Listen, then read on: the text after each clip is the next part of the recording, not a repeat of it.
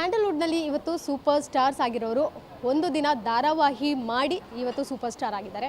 ಸದ್ಯಕ್ಕೆ ನಮ್ಮೊಟ್ಟಿಗೆ ಅದೇ ರೀತಿ ನಾನು ಸೂಪರ್ ಸ್ಟಾರ್ ಆಗ್ತೀನಿ ಅಂತ ಒಂದು ಸುಳಿವನ್ನ ಕೊಡ್ತಿದ್ದಾರೆ ನಟ ಅಕ್ಷಯ್ ಅವರು. ಈ ಹಿಂದೆ ಒಲವಿನ ನಿಲ್ದಾಣ ಸೀರಿಯಲ್ ಕೂಡ ಮಾಡ್ತಿದ್ರು, ಇವತ್ತು ವೆಬ್ ಸಿರೀಸ್ ಮಾಡಿದ್ದಾರೆ, ಅದುವೇ ಅಯ್ಯನ ಮನೆ ಅನ್ನುವಂಥದ್ದು. ಅಕ್ಷಯ್ ಅವರೇ, ಹಾಯ್, ಹೇಗಿದ್ದೀರಾ? How is life going on? ನಮಸ್ತೆ, ನಾನು ಚೆನ್ನಾಗಿದ್ದೀನಿ, ನೀವು ಹೇಗಿದ್ದೀರಾ? ನಾನು ಆರಾಮಾಗಿದ್ದೀನಿ. ಅಯ್ಯನ ಮನೆ ಅನ್ನುವಂಥದ್ದು ಲೈಕ್ ಕನ್ನಡಿಗರಿಗೆ ಕನೆಕ್ಟ್ ಆಗುವಂಥ ಒಂದು ಟೈಟಲ್, ಒಂದು ವೆಬ್ ಸಿರೀಸ್ ಇರ್ಬೋದು, ಸೀರಿಯಲ್ ಪಾದಾರ್ಪಣೆ ಇರಬಹುದು. ಅದಾದಮೇಲೆ ಈ ಜರ್ನಿ ಹೇಗೆ ಕಂಟಿನ್ಯೂ ಆಯಿತು? ಆ್ಯಕ್ಚುಲಿ ಸೀರಿಯಲಲ್ಲಿ ಅಂತ ಬಂದಾಗ ನಾನು ತುಂಬಾ ಖುಷಿಯಿಂದ ಹೇಳ್ಕೊತೀನಿ. ಫಸ್ಟ್ ಪ್ರೊಡಕ್ಷನ್ ನಾನು ಶ್ರುತಿ ಮ್ಯಾಮ್ ಅವ್ರ ಪ್ರೊಡಕ್ಷನೆಲ್ಲ ಮಾಡಿದ್ದು. ಅದು ಬಿಟ್ಟರೆ ಈ ಒಂದು ಸೀರೀಸು ಅವ್ರದ್ದೇ ಪ್ರೊಡಕ್ಷನಲ್ಲಿ ಮಾಡ್ತಿರೋದು. ಸೊ ಅದನ್ನು ತುಂಬಾ ಖುಷಿ ಆಗುತ್ತೆ. ಆ್ಯಂಡ್ ನನಗೆ ಎಲ್ಲೂ ಸೀರೀಸ್ ಆ್ಯಂಡ್ ಸೀರಿಯಲ್ ಅಷ್ಟೊಂದೇನು ಡಿಫ್ರೆನ್ಸ್ ಅನಿಸ್ತಿಲ್ಲ. ಯಾಕಂದರೆ ಅದೇ ಪ್ರೊಡಕ್ಷನ್ ಆಗಿರೋದ್ರಿಂದ ಆ ಕ್ವಾಲಿಟಿ ಆ್ಯಂಡ್ ಡೈರೆಕ್ಷನ್ ಎಲ್ಲ ಒಂದೇ ಥರ ಇದೆ. ಆ್ಯಂಡ್ ಸೀರೀಸ್ ಅಂತ ಬಂದಾಗ ಸ್ವಲ್ಪ ಇದು ಸೀರಿಯಲ್ಗಿಂತ ಒಂದು ಹೆಚ್ಚು ಪ್ರಾಮಿನೆನ್ಸ್ ಇರುತ್ತೆ. ಕ್ವಾಲಿಟಿ ಆಗಿರ್ಬೋದು ಆ್ಯಂಡ್ ಡೈರೆಕ್ಷನ್ ಆಗಿರ್ಬೋದು, ಕ್ಯಾಮ್ರಾಸ್ ಆಗಿರ್ಬೋದು ಆ್ಯಂಡ್ DOP ಆ್ಯಂಡ್ ಇಡೀ ಟೀಮು, ಕ್ಯಾಸ್ಟ್ ಎಲ್ಲ. ಆ್ಯಂಡ್ ತುಂಬಾ ಖುಷಿ ಆಗುತ್ತೆ ಈ ಒಂದು ಸೀರೀಸಲ್ಲಿ ನಾನು ಮಾಡ್ತಿದ್ದೀನಿ ಅಂತ ಹೇಳ್ಕೊಡೋದಕ್ಕೆ. ನನಗೇನು ಅಷ್ಟೊಂದು ಡಿಫ್ರೆನ್ಸ್ ಆಗಿಲ್ಲ. ಈಗ ಸಿನಿಮಾದಲ್ಲೂ ಸಹ ಡಾಲಿ ಧನಂಜಯ್ ಅವ್ರ ಜೊತೆ ಆ್ಯಕ್ಟ್ ಮಾಡಿದ್ದೀರಾ ಒಂದು ಪಾರ್ಟಲ್ಲಿ. ಸೊ ಹೇಗೆ ಆ ಸಿನಿಮಾ ಒಂದು ನಂಟಿರಬಹುದು, ಈ ಒಂದು ಇಂಡಸ್ಟ್ರಿ ನಂಟು ನಿಮ್ಗೆ ಹೇಗೆ ಬಂತು? ಆ್ಯಕ್ಚುಲಿ ನನಗೆ ಐಡಿಯಾನೇ ಇರಲಿಲ್ಲ ನಾನು ಈ ಇಂಡಸ್ಟ್ರಿಗೆ ಬರ್ತೀನಿ ಅಂತ. ನನ್ನ ಕಸಿನ್ ಸ್ನೇಹ ಅಂತ ಇದ್ದಾರೆ, ಅವರು ನೀನು ಮಾಡ್ತೀಯಾ ಮಾಡು, ಏನೋ ಒಂದು ಆಗುತ್ತೆ ಅಂತ, ಒಂದು ಟ್ರೈ ಮಾಡು ಅಂತ ಹೇಳಿದರು. ನನಗೆ ಇಂಟ್ರೆಸ್ಟೇ ಇರಲಿಲ್ಲ.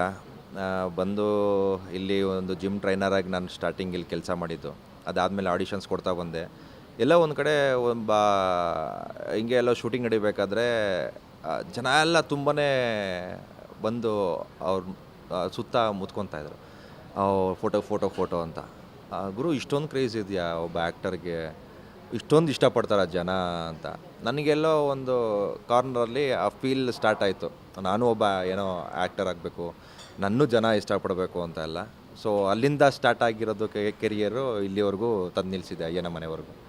ಒಂದು ಸಿನಿಮಾದಲ್ಲಿ ಆ್ಯಕ್ಟ್ ಮಾಡೋದು ಬೆಸ್ಟ್ ಫೀಲ್ ಅಂತ ಹೇಳ್ತೀರಾ ಅಥವಾ ಸೀರಿಯಲ್ ಅಂತ ಹೇಳ್ತೀರಾ? ಆಬ್ವಿಯಸ್ಲಿ ಒಂದು ಸಿನಿಮಾನೇ.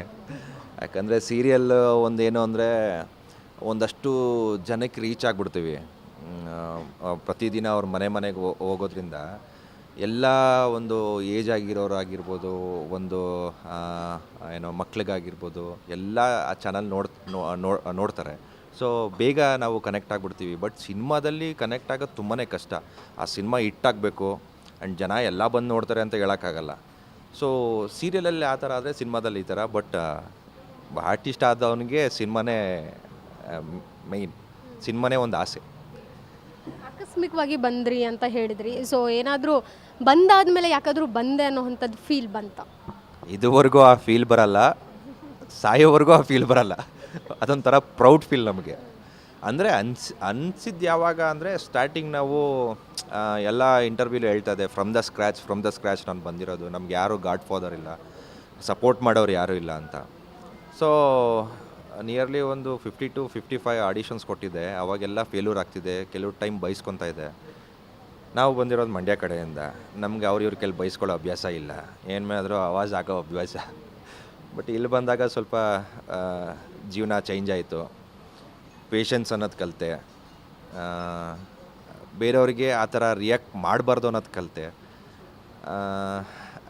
ಎಲ್ಲೋ ಒಂದು ಕಡೆ ಒಂದು ಅವಾಗ ಅನ್ಸೋದು, ಯಾಕಾದರೂ ಬಂದೋ ಈ ಫೀಲ್ಡಿಗೆ, ಈ ಥರ ಎಲ್ಲ ಬೈಸ್ಕೊಬೇಕಾ ಅಂತ. ಬಟ್ ಇಲ್ಲ ಗುರು, ಇದನ್ನೆಲ್ಲ ಹೊಡೆತಗಳನ್ನ ತಿಂದು ಮೇಲೆ ನಿಂತು ಒಂದು ಅಚೀವ್ ಮಾಡ್ತೀವಲ್ಲ, ಆ ಅಚೀವ್ಮೆಂಟೇ ಒಂದು ಖುಷಿ ಕೊಡುತ್ತೆ ಅನ್ನೋದು ತಲೆಯಲ್ಲಿ ಇಟ್ಕೊಂಡು ಆ ಕನ್ಸಿಸ್ಟೆನ್ಸಿನ ಮೇಂಟೈನ್ ಮಾಡಿಕೊಂಡು ಇಲ್ಲಿವರೆಗೂ ಬಂದು ನಿಂತಿದ್ದೀವಿ. ಬಟ್ ಅನಿಸಿತ್ತು ನಮಗೆ ಸ್ಟಾರ್ಟಿಂಗ್ ಆ ಥರ ಆಡಿಷನ್ಸ್ ಕೊಟ್ಟಾಗ ಎಲ್ಲ ಕಡೆ ಬೈಸ್ಕೊಂಡಾಗ ಯಾಕಾದರೂ ಬಂದೆ ಅಂತ ಅನಿಸಿತ್ತು. ಬಟ್ ಈಗಿಲ್ಲ, ಸಾಯೋವರೆಗೂ ಆ ಪ್ರೌಡ್ ಮೂಮೆಂಟಲ್ಲೇ ಇರ್ತೀನಿ ನಾನು. ಸಾಯೋವರೆಗೂ ಇದೇ ಫೀಲ್ಡಲ್ಲಿ ನಾನು ಆ್ಯಕ್ಟ್ ಮಾಡ್ತಾನೆ ಸಾಯ್ತೀನಿ, ಅಷ್ಟು ಖುಷಿ ಇದೆ. ಗ್ಯಾರಂಟಿ ನ್ಯೂಸ್, ಸುದ್ದಿ ಖಚಿತ, ನ್ಯಾಯ ನಿಶ್ಚಿತ.